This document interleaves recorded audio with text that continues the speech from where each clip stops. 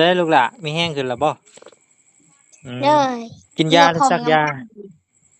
สักยา3 เข็มไปได้เจ็บบ่เจ็บบ่ได้ไห้บ่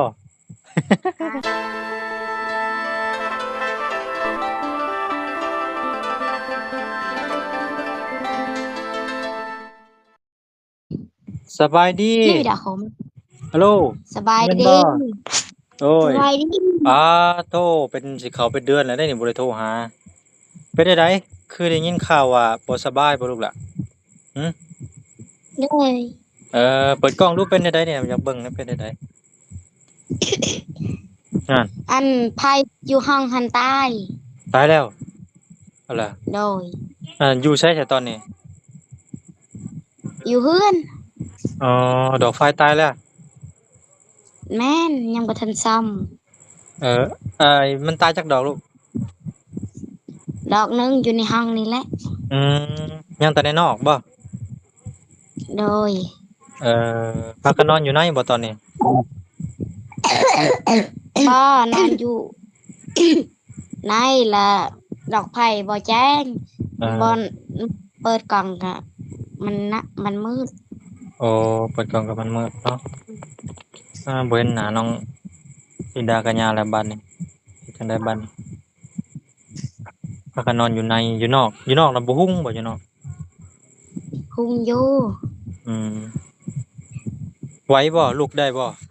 ไปนั่งให้พี่น้องเห็นแหน่จักบาด เป็นหยังไหวบ่น้องกัญญาก็บ่ไหวก็พากันนอนเป็นจั่งใดไปซักยาลูกไหวบ่ลูกหายแล้วลูกหายแล้ว เบิ่งหน้าในจักบาดเบิ่งหน้าคนเก่งในจักบาดเบิ่งโอ้ยบ่ได้หลายมื้อหลายเดือนเลยเด้เนี่ยทางนี้ก็ยากเวียกว่าทางนี้ บ่ได้โทรหากันเลยได้ยินข่าวว่าเป็นไข้ก็เลยสิโทรหาว่ะโอ้แนวอยากอะไรฮะพระจิ๋วโอ้แบบพายุนอกนี่มันก็บ่หุงนะนี่อืมไว้มันใต้แต่มันอ๋อแต่มันพอเหลื่อมๆมืดๆเนาะพอเหลื่อมแม่นพอบ่เห็นหุงคือเก่าๆไฟบ่แฮงเนาะไฟในหั่นน่ะบ่แฮงมันเป็นแนวใดใช้เบิดตอนนี้มังจิรีเออเห็นแต่ส่ำนี้เนาะอันนี้มืดตื้อๆเลยอันนี้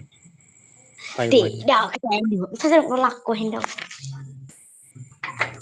ลองลองไปเซิ่งดอกมันดูหาแล้วเซิ่งดอกไฟนะอะไรอัดอยู่ใกล้ดอกไฟนั่นเบิ่งดูไกลแล้วล่ะมันบ่เห็นหุงอ๋อได้ส่ำนี้คือเห็นหน้านี่ดิๆ เห็นแต่หน้านั่นหนึง แจ้ง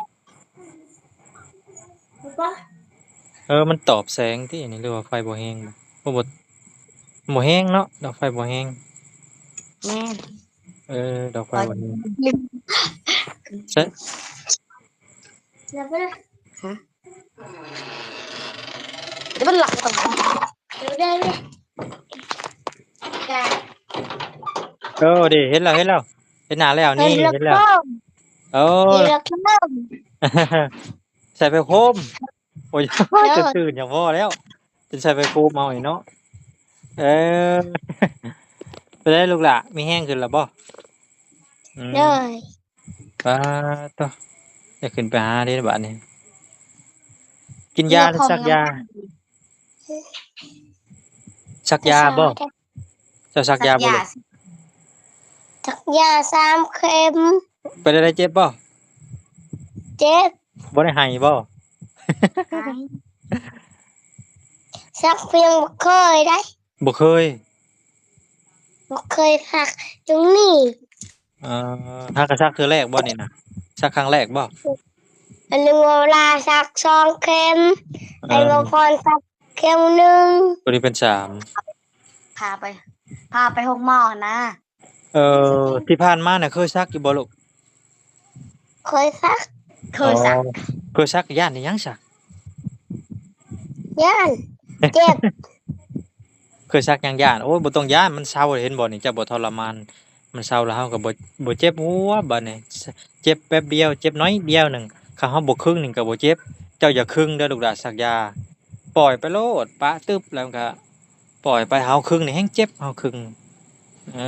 อ คือจังได๋ขยั เอา ง แบบ ก็ได้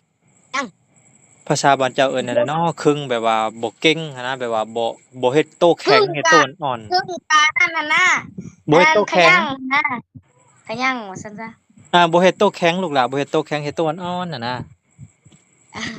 ตัวสบายนะปกติ เออแบบวางตัวสบายบ่ให้เฮ็ดเก่งๆแฮง กูก็กะจนกูเลยอยากเรียน ไปครึ่งมันบ่จักอันนี้ไป อันนี้ก็ เก่งมันเจ้าว่าเจ็บ จนเราติ่งจนมีคนหลายคนจับ จับเราสับไม่อยากเอา ปะปล่อยไปโลดแบบว่าบ่เก่งมันแล้วมันก็บ่เจ็บลูกเฮาปะกระโตไปอ่อนๆบ่เฮ็ดโตแข็งเฮ็ดโตอ่อนๆปะไปโลดบ่เจ็บ เจ้าตา ถ้าเฮาไปอันนั้นแฮงเจ็บ ตานก็จะต้องแรง ดีแล้วมีแฮงนำแหละมีแฮงนำแล้ว เจ้าเซากินข้าวได้อยู่บ่ ตาเลิก กินข้าวเป็นได้ได กินข้าวแล้ว เออ แต่ว่ากินแซ่บคือปกติบ่ กินต้มน้ำไม้กินปกติ โอ้กินต้มหน่อไม้เกิดได้เลยนี่เนาะกินแต่หน่อไม้ โดยบ่ยังบ่ทันกินเทื่อเฮ็ดอันนั้นไปหายังบ่ได้ออกเท่านี้ แต่ว่าไอ้นี่ยังบ่ขาดเลยไอ้นี่เป็นนั่น ที่รัก เหลือลงไปเลยล่ะ คนละเยอะน้อยหัวเรา แต่ว่าไอ้ยังบ่เซาเนาะ อีกทีเลยไปอีกแล้วมือมันกอบไปจะให้ อืม นี่นะ กินยาบ่บัดนี้กินยาดีไอ ไอก็คุณจะกินไอนี่ขึ้นไหน บ่แม่นกินขนมหลายบ่จัก บ่ได้กินขนมเป็นไข่ เป็นไอนี่ติเป็นไอนี่บ่เซาจักเทื่อนี่ เซเลบกูนะ เป็นแต่ดนแล้วเด้มันหลายปีแล้วเป็นไอเนี่ยเป็นไอเลือดรังไปเลย งาม น้ำบ่อันนี้หรือว่าอันยา น้ำ เออ เด้อ อย่ากินน้ำเย็นเด้อช่วงไอนี่เด้อบ่แม่นกอกน้ำเย็นบ่ กิ จั น ง กิน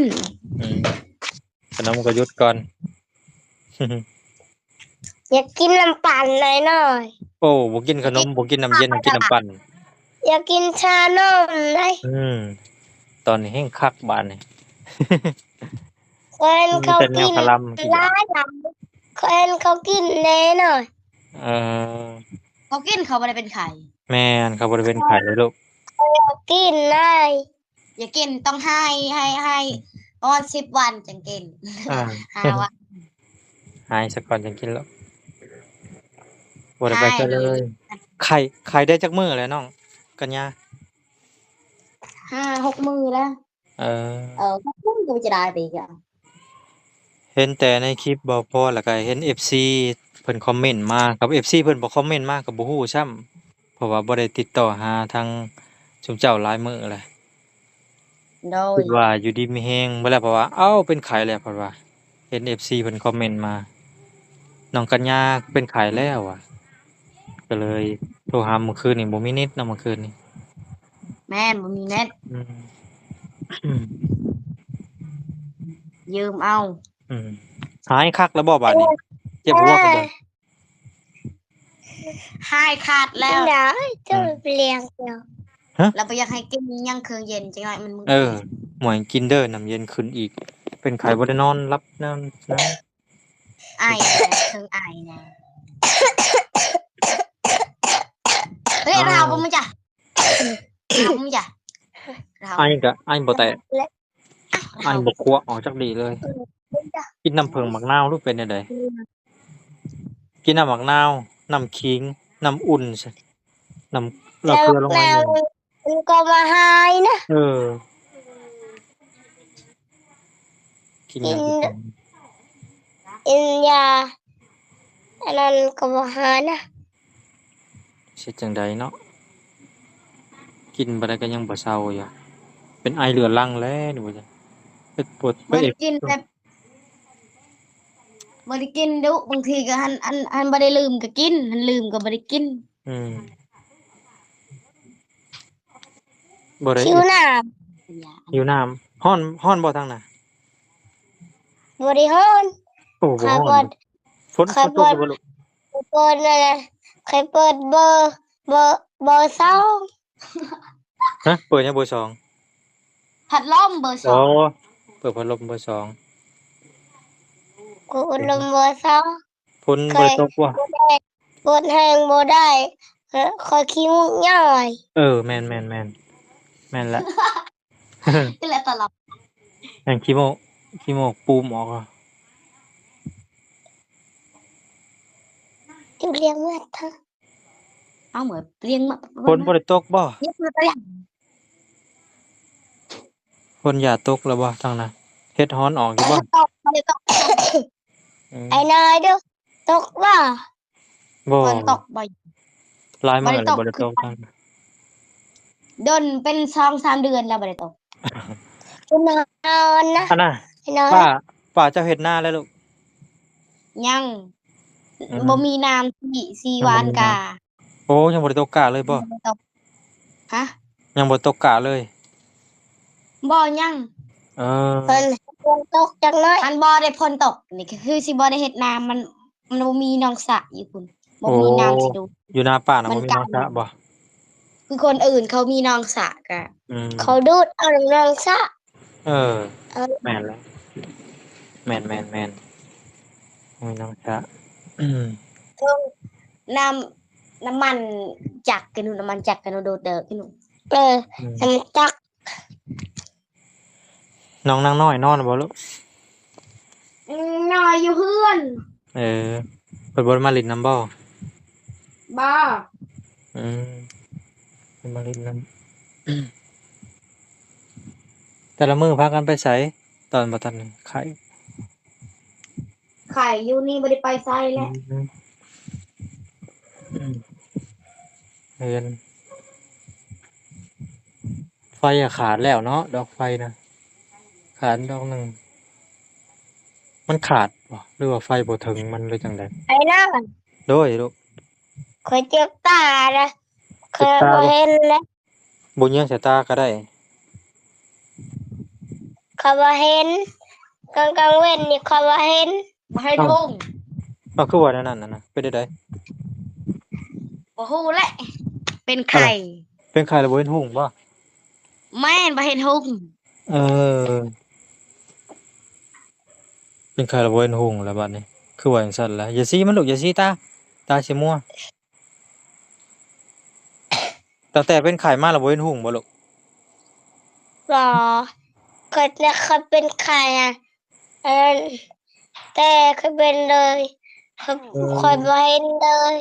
ให้ บ่ ข้อย เห็น ช่วยหน้านี่เห็นข้อยต้องช่วยหน้าตลอดเลย อ๋อซั่นบ่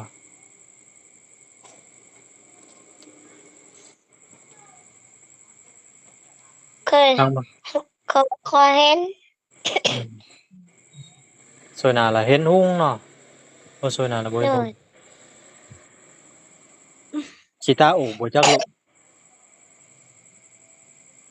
หรือว่าแนวใดขี้ตาอูบบ่ บ่เห็นเด้ข้อยบ่เห็น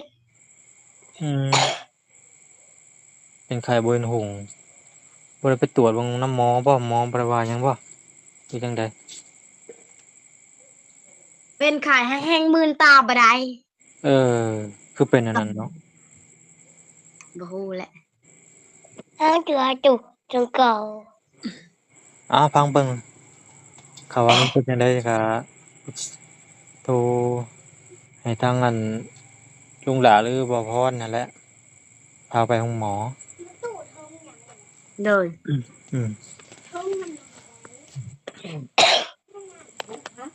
ข้อยเจ็บตาเลย โอ้เจ็บตาบ่ลูกเจ็บตาแฮงว่ะ จริงๆมันเลยว่ามันแสบตา มันแสบตา เจ้า บ่มีแห้งเด้เจ้าบ่ได้กินสารอาหารหลายแล้วเป็นไข้หลายมื้อบ่มีอันโปรตีนบ่มีหยังบำรุงบ่มีแนวบำรุงกินสารอาหารหลายแล้วก็ข้าวมันมีวัน ๆเจ้าขาดสารอาหารล่ะขาดผักกินเด้อผักอะลูกบำรุงสายตานำแหน่ มีพักเด้ อืม กินไปซื้อให้ ก็ อันนั้น คือ เป็นไข่ก็คอยก็ให้เรากินมากระหน่อมมาเกียง กินหมากไหม้ ใคร ห อ มาก ยาก ต่อ กิ ไป น นำ นมเลยนะ กินหมาก ชื่อ เกี้ยง มันใครอยากกินนมได้ นมก็กินน้ำก็ได้ กินผักกินหญ้าไปนำมันอยากเห็นหุ่งมันบำรุงสายตานำคันมัน ผัก อัน อย่าง เป็น นี้ คันมันเป็นแห้งก็ไปโรงหมอเด้อพาไปโรงหมอคันเป็นแห้งก็คันถึงว่าบ่เห็นหุ่งอันตรายเด้ เขาใส่ยาเยอะเขาใส่ยาเยอะตา เออใส่แล้วบ่ คือมีเท้าคอยนะบริใส่บริใส่ อืม ใส่ยาเยอะตาเลยเย็นนะแต่เขาเคยใส่เขาไม่เคยใส่ อืมเย็น เจะสินอนแล้วลูกหล่ะนอนบ่ นอนนะ นอนพักผ่อนลูกพอแล้วบ่รบกวนแล้วให้เจ้านอนพักผ่อนเด้อ เลย โดย เคยกินนอน นอนลูกหล่ะนอนเดี๋ยวมื้อหน้าสิโทรเล่นนำใหม่เด้อหายไวๆเด้อลูกหล่ะเด้อ เลยสบายดี โดยสบายดีลูกหล่ะ